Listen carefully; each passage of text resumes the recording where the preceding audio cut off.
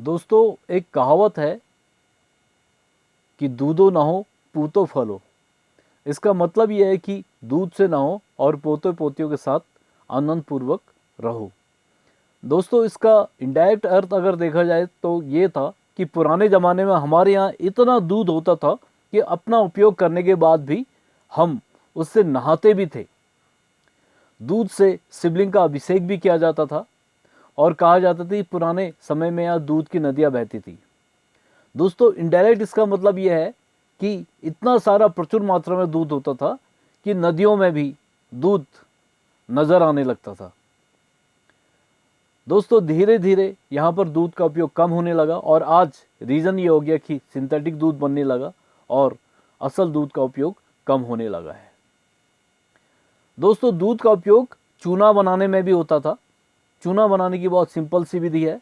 Limestone लिया जाता था, उसके छोटे छोटे टुकड़े करके एक सर्कुलर गड्ढे में डाला जाता था, ऊपर से पत्थर से उसे पीसा जाता था गोल गोल घुमाकर, और बीच बीच में दूध डाला जाता था। यानी कि दूध इतना होता था कि चूना बनाने में भी दूध का उपयोग होता था। उस चूने से मकान बनाए जाते थे। चूना, उड़द, गुड़ वगैरह कई सारी चीज़ों को मिलाकर मकान बनाए जाते थे और ऐसे मकान बनते थे कि हजारों हजार साल तक भी वो आज के वैसे ही टिके हुए हैं।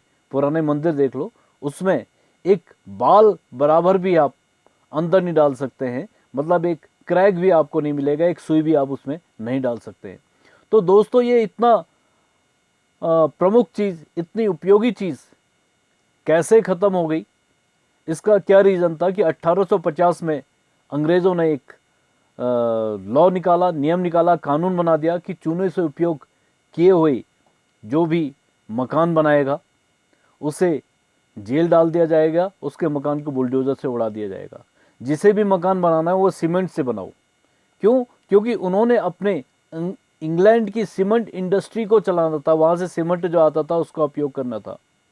जेल के डर से नतीजा क्या हुआ कि लोग सीमेंट से मकान बनाने लगे और धीरे धीरे चूने का मकान बनाने में उपयोग कम होने लगा। इसका नतीजा ये था कि जगह जगह पर चूने के कारखाने, चूने की फैक्ट्रियाँ हमारी बंद होने लगी। नहीं तो पहले से लगभग 2-4 गाँव की